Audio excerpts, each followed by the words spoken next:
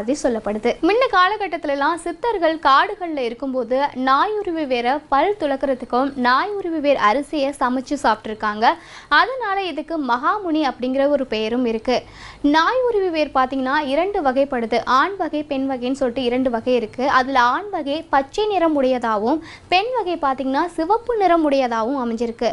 இதில் பெண் வகையான சிவப்பு நிறம் உடையது பார்த்தீங்கன்னா சென்னாய் வேர் அப்படிங்கிற மாதிரியும் அழைக்கப்படுது.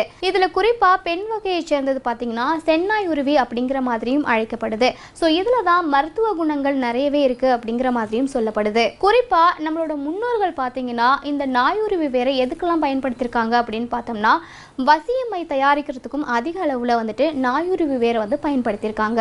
நாயுருவி வேர் இலைய 100 கிராம் நம்ம எடுத்துக்கிட்டு பாலில் காய்ச்சி உலர வச்சு அதை உருண்டையாக்கி மறுபடியும் பாலில் நம்ம கலந்து சாப்பிட்டு வந்தோம் அப்படின்னா மனநோய் தூக்கமின்மைன்னு சொல்லிட்டு இந்த மாதிரியான பிரச்சனைகளுக்கு உடனடி